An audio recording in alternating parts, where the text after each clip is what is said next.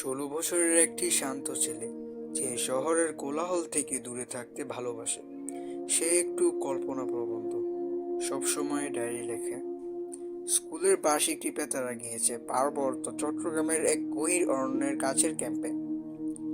বাসে সবার আনন্দ উল্লাস, গান বাজনা।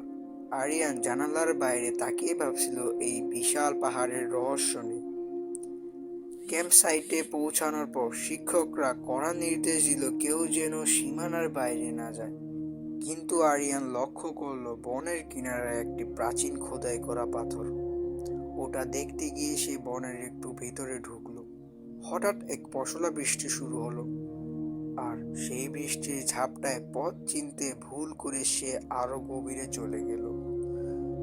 যখন সে পিছন ফিরল, দেখলো তার চেনা সেই ক্যাম্পের কোনো চিহ্ন নেই। অন্ধকার নামতেই আরিয়ানের ভয় লাগতে শুরু করলো।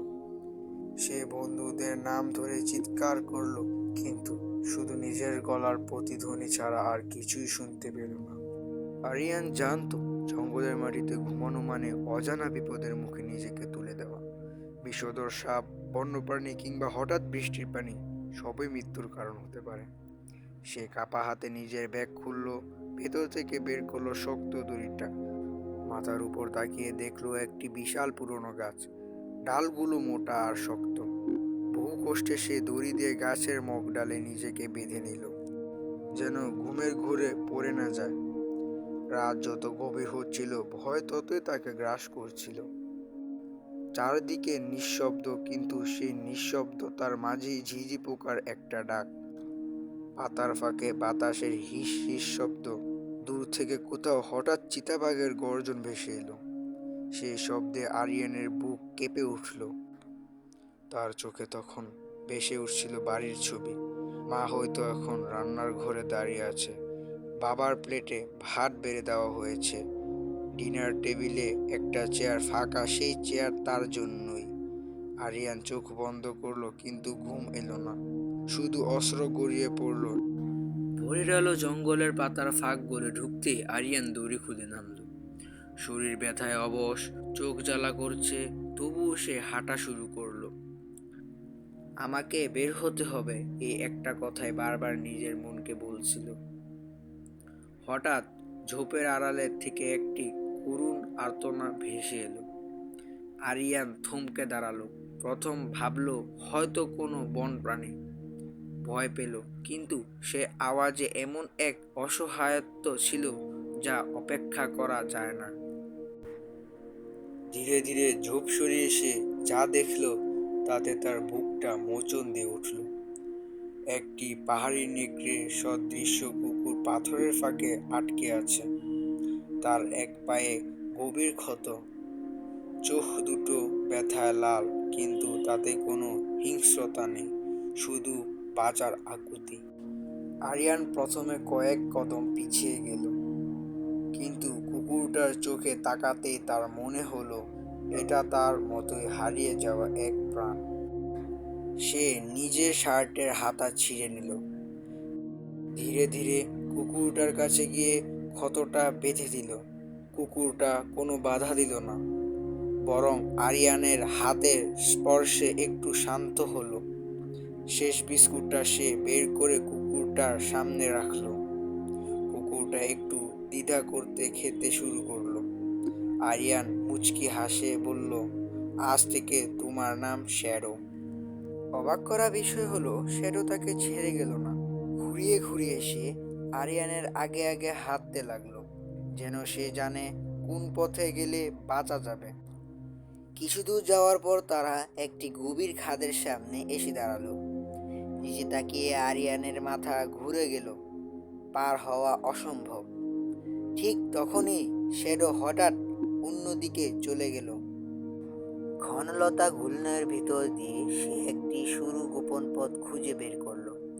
আরিয়ান ভিন্ন হয়ে তাকিয়ে রইল। তুই কিভাবে এটা জানলি? আরো সামনে গিয়ে হঠাৎ একটি বিশাল অজগর পথ আটকে দাঁড়ালো। শ্যাডো সঙ্গে সঙ্গে ঘেউ ঘেউ করে আরিয়ানকে সতর্ক করলো এবং তাকে নিরাপদ দূরত্বে নিয়ে গেল। সেই মুহূর্তে আরিয়ান বুঝতে পারল এই জঙ্গলে সে আর একা নেই। তার পাশে আছে এক নিঃস্বার্থ বন্ধু। তৃতীয় দিনের বিকালে তারা প্রায় লোকালয়ের কাছাকাছি পৌঁছে গিয়েছিল। দূরে ধোঁয়া দেখা যাচ্ছিল। আরিয়ানের চোখে আশা জ্বলে উঠল। কিন্তু ঠিক তখনই একটি ক্ষুধার্ত বনু ভাল্লুক তাদের পথ আগলে দাঁড়ালো। আরিয়ান পাথরের মতো জমে গেল। তার হাতে কোনো অস্ত্র নেই, শরীর নড়ছে না। ভাল্লুকটি ঝাঁপ দিতে যাবে, ঠিক তখনই শ্যাডো নিজের জীবনের মায়া ত্যাগ করে সামনে ঝাঁপিয়ে পড়ল। ক্ষুদ্র একটি কুকুর বিশাল একটি প্রাণীর সামনে দাঁড়িয়ে, ক্ষুদ্র তার বন্ধুকে বাঁচানোর জন্য। আরিয়ান চিৎকার করেছিল, শ্যাডো না, ফিরে আয়। শ্যাডো একবার পেছনে তাকালো, চোখের ভাষায় যেন বলল, পালাও। আরিয়ান পাথর ছুঁড়ে ভাল্লুকটিকে সরানোর চেষ্টা করলো। কিছুক্ষণ পর ভাল্লুকটি জঙ্গলে হারিয়ে গেল। কিন্তু আরিয়ান দৌড়ে গিয়ে শ্যাডোকে কোলে তুলে নিল। তার নিঃশ্বাস ভারী, চোখ দুটো ধীরে ধীরে নিভে আসছে। শ্যাডো একবার আরিয়ানের হাত চাটল, তারপর নীরবতা। আরিয়ান চিৎকার করলো, জঙ্গল তার কান্না শুনল। কিন্তু শ্যাডো সেখানেই তার শেষ নিঃশ্বাস ত্যাগ করল। শ্যাডোকে সে সেই বনে একটি সুন্দর জায়গায় কবর দিল। ফুল, পাথর, চোখের জল সব মিলিয়ে এক নীরব বিদায়। কিছুক্ষণ পর উদ্ধারকারী দল এলো। বন্ধুরা জড়িয়ে ধরলো, শিক্ষকরা স্বস্তির নিঃশ্বাস ফেলল। কিন্তু আরিয়ান জানতো সে তার আত্মার একটা অংশ সেই জঙ্গলে রেখে এসেছে। আজও রাতে ঘুমালে আরিয়ান শ্যাডোর ঘেউ ঘেউ শব্দ শুনতে পায়। সে বুঝেছে পৃথিবীতে মানুষের চেয়েও বিশ্বস্ত বন্ধু হতে পারে এই বোবা প্রাণীগুলো। ছায়াপথ ডায়েরির আজকের পাতায় এই গল্পটা আপনাদের কেমন লাগলো? শ্যাডোর জন্য কি আপনাদের মন কাঁদেনি? কমেন্টে জানাবেন। দেখা হবে পরের ডায়েরিতে।